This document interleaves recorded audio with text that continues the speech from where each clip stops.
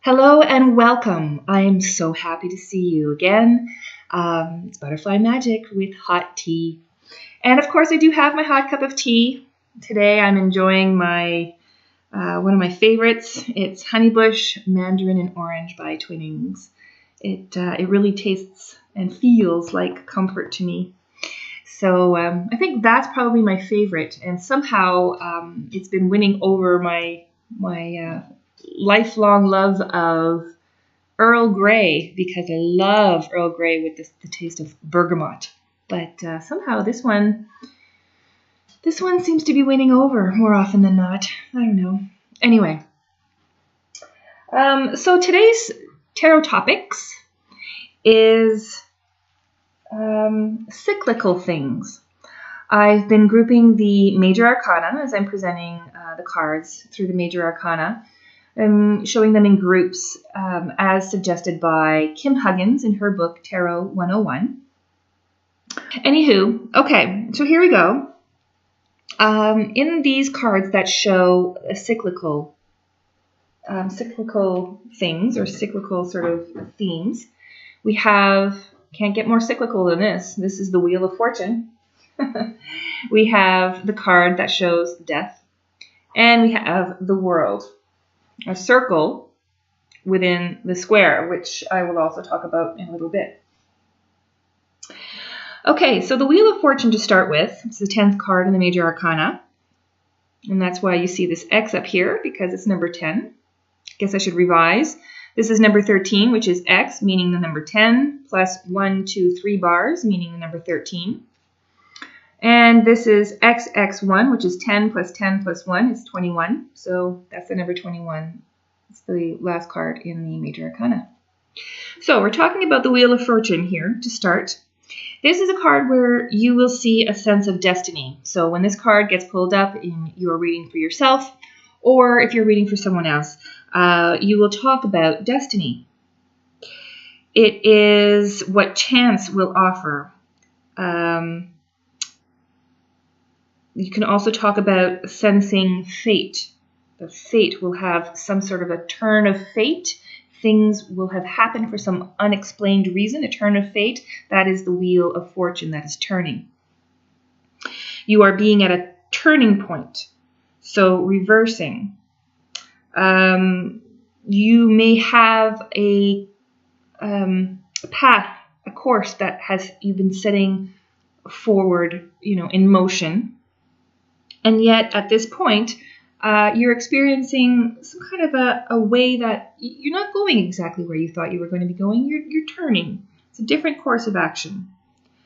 You are experiencing a change in the fortune or the resources that you may have had or the knowledge that you may have had. Something is coming into your lap that is allowing you to do what it is that you want to do, and it's making it a little bit easier for you. It's a forward movement kind of a card where you are experiencing change, where there is activity, and the forward motion is not always predictable because you have the circle that is turning, but it is a fortunate change of events. So it is something that you will enjoy, that will benefit you and others as well.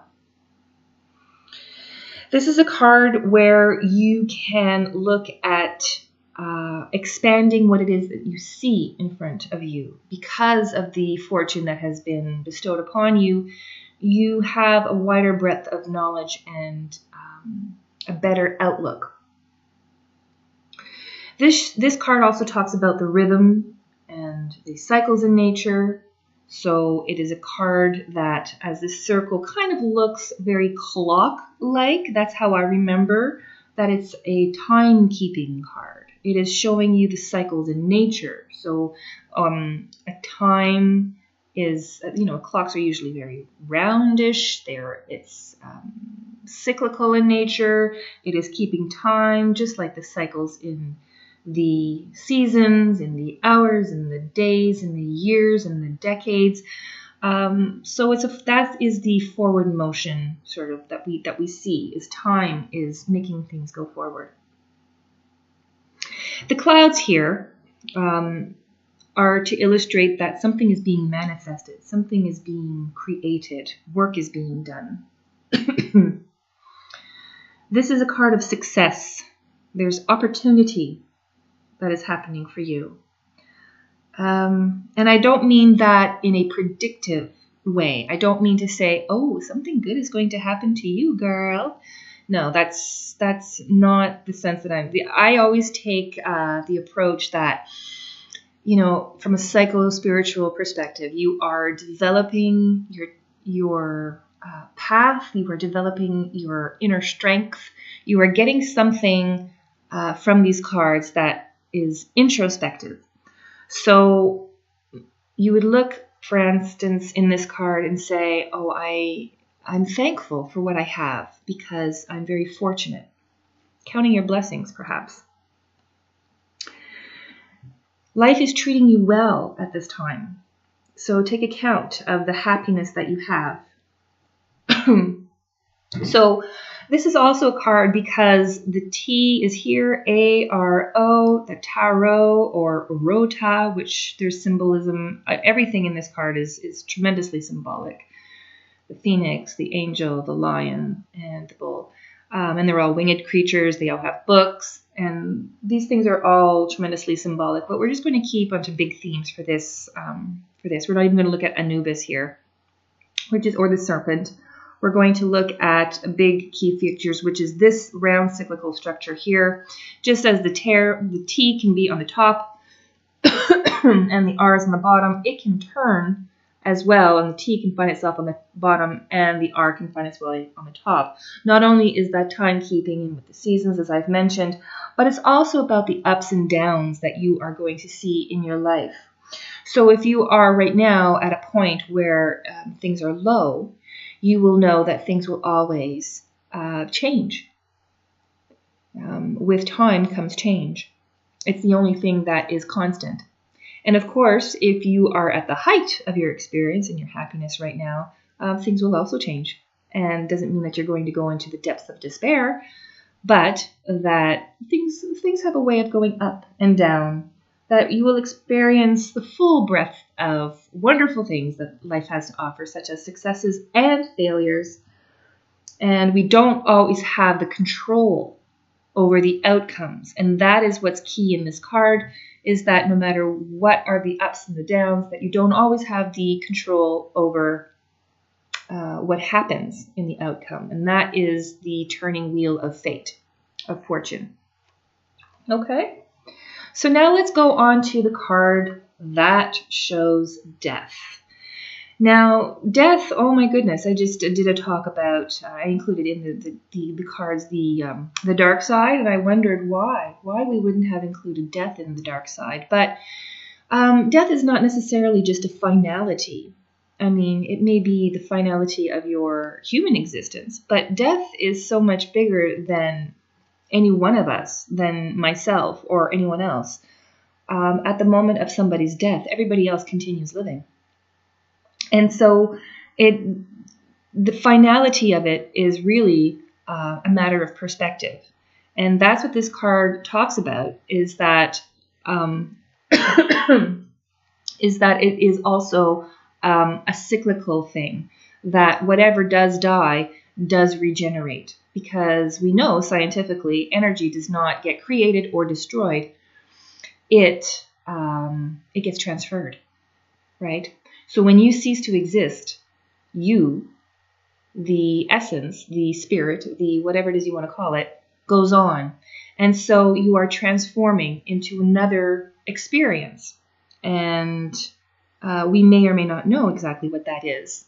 We have an idea of what, we have philosophies about what we think lies on the other side of death, of physical death. But, we know that energy will be transferred somehow. It's just that your brain, the organ of perception, is no longer perceiving the experience that is coming from that energy which used to innervate it. So that's how I see the experience of death. That's how I interpret it. But this card is not more than is a lot more, I should say, than just the experience of one person's death. It's, as I say, it's a cyclical thing, and that's what Kim Huggins is talking about. All of these cards have something cyclical in nature. So as I've said in other discussions, when a fire takes over a forest, you will see the following spring new growth. So everything is dead at one moment, but the following year you will have brand new regrowth. So the cycle will continue. Also here, it doesn't matter exactly who you are. There's the king here. Death has come for the king. There's this woman who is perhaps fainting or ill. We're not exactly sure what's happening with her, but she's in a position that perhaps she doesn't want to face death. But there is this person here who is praying and pleading, placating with death, and the child who's offering flowers to death. It doesn't matter who you are, death comes for everyone. It does not discriminate at all. But you see here on the horizon, in between the two towers, there on the horizon is sunshine. There is a new horizon. There is a tomorrow. So somehow that is part of the cycle. This is a cycle of death, and tomorrow will occur. And whether you are amongst the living or not, tomorrow is going to be perceived in some way. And so the cycle goes on. Maybe now I should look at some notes. Oh, I guess incidentally I should also mention that, was it Joan Bunning? I also refer to her book quite heavily as well in Learning Tarot, and I really recommend her book. She's been generous enough to put it, Joan Bunning, Bunning. She's put it available online for everyone. It's an excellent book. I have the hard copy. And even if I had known about the online sort of format for it prior to buying it, I think I still would have bought it. And I do recommend it anyways, just to have the hard copy. For beginners, it's really the way to go. And it's probably the only book that you need for quite a long time until you've really, really mastered all of those concepts. Okay, so now maybe I can go through some notes here. Let's see. So it talks about an ending, closing one door, and then where you close one door, another one will open. So I've talked about that. There's a period of transition with death. It's also something,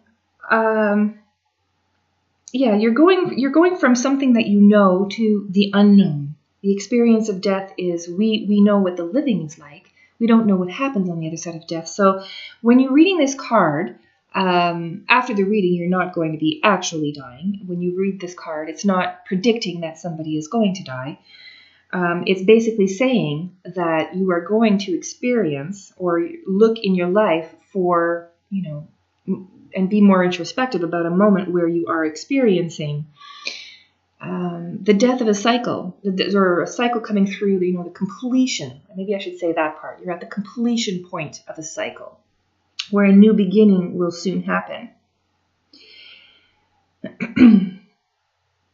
So this is also a card that reminds you to eliminate, or to put to death, to eliminate the aspects of, whatever is going on in your life that you don't need. It may be a matter of decluttering your house. Maybe that is what you need to make your life a little bit more livable and more manageable.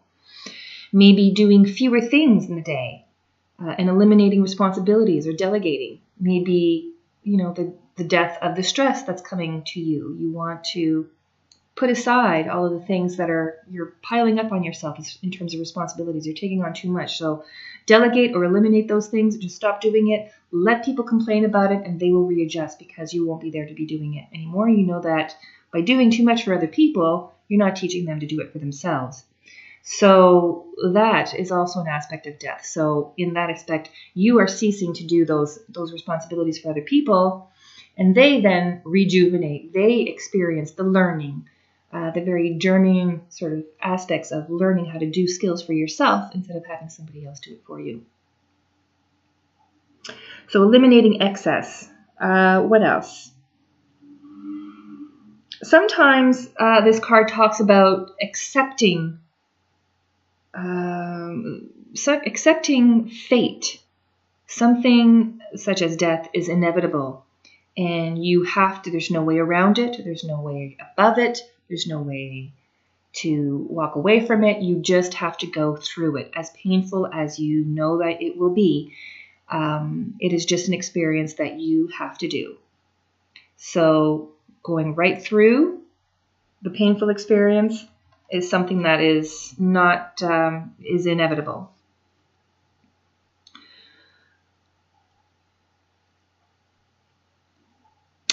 This is also a card that talks about removing the masks behind which we also hide. So again, looking at a very Jungian perspective, shadow aspect. This is where we can confront our insecurities. Those things that, the insecurities are basically the things that allow us to create the masks in the first place. We deal with things, we cope with things that we fear by creating masks. So it's a chance to kind of examine the things that are difficult. It's telling you to put aside the things that no longer serve you. And I'm also going to tell you that it might be a time to prepare for new life, for a new perspective. Not necessarily because somebody has died, but because something is eliminated from your living arrangement, your life, either a relationship or a project, perhaps it's a marriage or a job, and you may want to prepare for the new cycle that will be laid out before you without that thing. Make some plans. Think about what that would be like. The Death card is also talking to you about something else. It does not always refer to the end of life, but it's not always an absolute death either. Things will change, and there will be an end to the patterns that are familiar to you, and new patterns will emerge. You'll have opportunities, transformation. The one thing that this refers to in being a cyclical card is that nothing is stagnant in life. If you are alive, then nothing is going to stay the same. And so you have to let go of some things. You can't sort of just go on through life just accumulating. It's not a healthy way to be. Not with material things, and certainly not with memories, not with painful experiences, not with happy experiences, because that would also show an imbalance. But to let go of that which does not serve you any longer. The image of death in this card is a metaphorical one. It doesn't mean that it's a literal death. It's a depiction of having to grow up, having to mature, having to leave the past behind you. It's clearing out the clutter and beginning a new experience. The shadow aspects, when you see this card, if you want to be introspective in a Jungian way, you may consider that part of you is out of balance, because if we assume that death brings balance, then you would look at the shadow aspect as being out of balance. So perhaps you're being overindulgent or out of control. You do not have the temperance in a certain aspect of your life. You're perhaps not taking into consideration the previous learning that you had throughout your life cycle, your life lessons.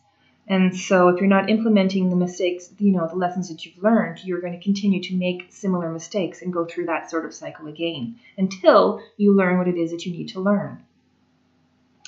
It may also show that you are resistant to change. It may be feeling a little too scary for you. So in that way, you may be resistant to going into the unknown. Now let's look at the world. The world here is a third card that's shown in the cyclical things. This is showing you, this is a card of integration when you see this. So you're integrating all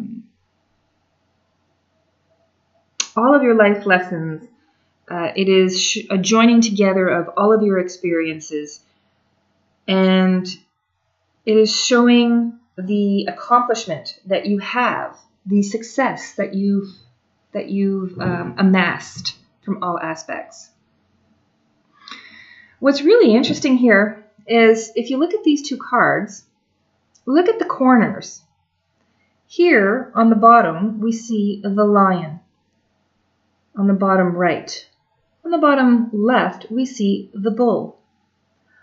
On the upper aspects, we see the phoenix, or the bird. Here's the bird's head, and there's the phoenix. And here, there's an angel. Here's a head, not as clear that it is an angel, but here we have the human as well. That's become angelic. And of course, to be sure, there's a human here in the middle. There's a cyclical aspect here and the cyclical aspect here. So these two cards do have some very strong similarities in that regard.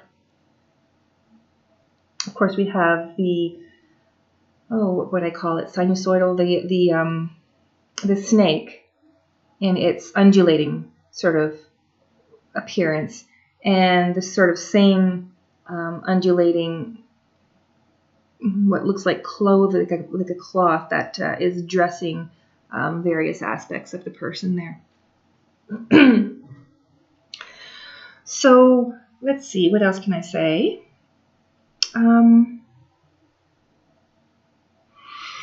Back to the world. This is a card that it's a card of accomplishment. So when you're talking about accomplishment, you are talking about realizing your goals, giving a service, if you have skills or talents, that you are giving that to others. It's a very community-based, I find.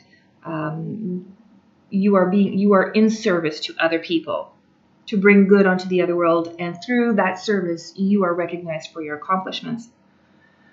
It's also a moment of completion. So that's the time to sort of focus on that part of the cycle, that you've not only completed this project or this aspect of your life, maybe you're graduating, but it's completed in a very successful way. You know, if it's not that you have the highest grade, maybe you just have the job after that graduation that is going to make you tremendously happy, and you are where you want to be. But it's not just a card of happy endings. It's also about the beginning. The beginning, and you see here, of course, the clouds always show that there's manifestation, there's work to be done. This is a card where you can talk about a breakthrough. You've been through a whole lot of work as well, and now you've reached your goals, and this dancer is dancing for joy. Everything is laid out here at your feet, and you are not experiencing any conflict. This is a time, as I say, for joy, for happiness, for success. And, gosh, I'm going to have to try and remember where I got this quote. But maybe I'll put it down in the comments below.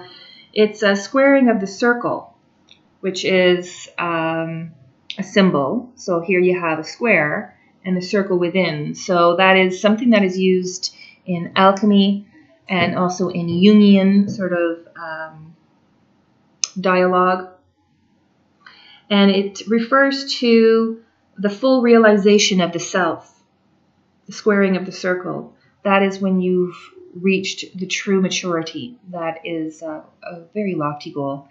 And you approach others with love, with understanding, with generosity, with skill, with success, with accomplishment, and this is a very happy ending. The shadow aspects, could there ever be any shadow aspects to this card?